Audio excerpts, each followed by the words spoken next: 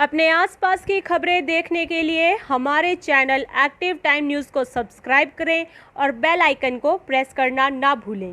Defence committee की meeting से राहुल का बायकॉट। डोकलाम विवाद पर चर्चा चाहते थे कांग्रेस सांसद, स्पीकर ने इजाजत नहीं दी तो बैठक से चले गए। 19 जुलाई से शुरू होने वाले संसद के मानसून सत्र से पहले रक्षा मामलों को संसदीय समिति की बुधवार को हुई बैठक में घमासान मच गया। राहुल गांधी समेत कांग्रेस के कई सांसद बीच में ही मीटिंग छोड़कर बाहर निकल गए। कांग्रेस सांसद पिछले साल लद्दाख के डोकलाम में हुई घटना को लेकर चर्चा करना चाहते थे, जबकि कमेटी के चेयरमैन इसके पक्ष में नहीं थे। इसके विरोध में कांग्रेसी नेताओं ने बैठक का बहिष्कार कर दिया। कांग्रेस चाहती थी कि डिफेंस कमेटी की बैठक में इस पर विस्तार से चर्चा की जाए, लेकिन चेयरमैन ने उसे मानने से इनकार कर दिया, जिसके बाद राहुल समेत तमाम कांग्रेस सांसद उठकर चले गए। पिछले साल दिसंबर में भी डिफेंस कमेटी की बैठक से राहुल उठकर चले गए थे। इस दौरान सीडीएस बिपिन रावत सभी सदस्यों को सैन्य बलों के यूनिफॉर्म की जानकारी दे रहे थे, तभी राहुल ने उन्हें टोकते हुए चीन का मुद्दा उठा दिया। उन्होंने पूछा कि लद्दाख में भारत की तैयारी का क्या है। इस पर चेयरमैन जुएल ओराम ने उन्हें टोक दिया, जिससे नाराज राहुल बैठकर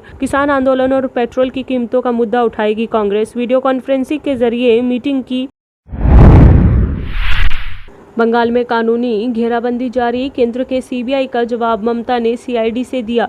बॉडीगार्ड की संदिग्ध मौत के मामले में शुभेंदु के घर दबिश। पश्चिम बंगाल में भाजपा और मुख्यमंत्री ममता बनर्जी के बीच चुनाव के पहले से जारी तनातनी खत्म होने का नाम नहीं ले रही। पिछले महीने सीबीआई ने बहुचर्चित नारदा रिश्वत कांड में राज्य सरकार के 2 हैवीवेट मंत्री फरीहाद हकीम और सुब्रतो मुखर्जी के अलावा राज्य के 2 पूर्व मंत्री मदन मिश्रा और शोभन चटर्जी को जेल तक पहुंचा दिया था। ममता बनर्जी ने भी केंद्र को सीबीआई का जवाब सीआईडी से दिया है। राज्य भाजपा विधायक शुभेंदु अधिकारी ने आरोप लगाया कि नंदीग्राम में विधानसभा चुनाव में हारने के बाद मुख्यमंत्री ममता बनर्जी तिलमिलाई हुई है। वे बदले की भावना में सालों पुराने झूठे मामले में उन्हें आरोपी बनाकर परेशान करने की कोशिश कर रही है। सुप्रीम कोर्ट पहुंचे शुभेंदु अधिकारी भी सुप्रीम कोर्ट पहुंच गए। अधिकारी ने अपनी याचिका में मांग की है कि नंदीग्राम में चुनावी परिणाम के मामले को कोलकाता हाईकोर्ट से ट्रांसफर कर किसी अन्य हाईकोर्ट को भेजा जाए।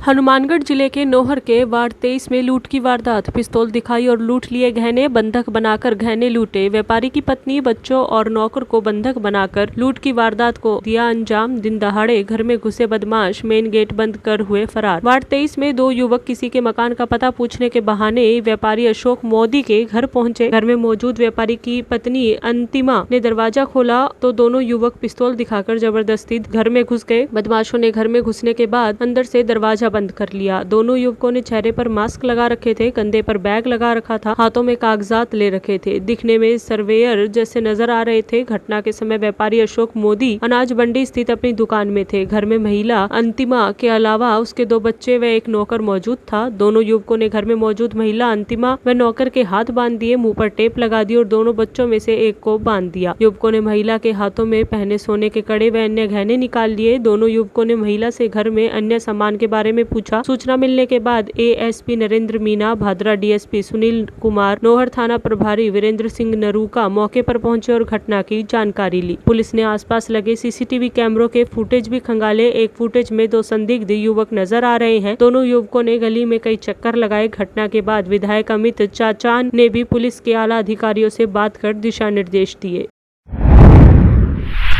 बादल बरसे, पानी नहीं मिला। हिमाचल में मानसून सक्रिय हुआ, पानी भी बरसा, लेकिन राजस्थान के हिस्से कुछ खास नहीं आया। 11 जिलों के लाखों किसान परेशान। हिमाचल में बारिश और बादल फटने जैसी घटनाओं के बाद रावी और ब्यास नदियों में पानी आया तो राजस्थान के किसान की उम्मीद जगी है। सिंचाई के लिए पानी मिलेगा। इसके विपरीत पोंग डैम के किसान अभी तक पानी को तरस रहे हैं, तो भाखड़ा और रंजीत सागर बांध से जुड़े किसानों को भी उम्मीद से कम पानी ही मिल रहा है। हिस्से से कम पानी ले रहा राजस्थान अपने हक के लिए लड़ भी नहीं पा रहा। रावी और ब्यास नदियों से मिलने वाले पानी में राजस्थान का हिस्सा 52% है, लेकिन 30 से 40% से अधिक पानी नहीं मिल रहा। हालात ये हैं कि राजस्थान के 11 जिलों में किसान सिंचाई के पानी का इंतजार कर रहा है। इन जिलों में संकट, अगर इंदिरा गांधी नहर में अगले कुछ दिनों में पानी नहीं आया तो बीकानेर के अलावा श्रीगंगानगर, हनुमानगढ़, चूरू, जोधपुर, जैसलमेर, बाड़मेर सहित पश्चिमी राजस्थान के कई जिलों में किसानों की फसल बर्बाद हो जाएगी।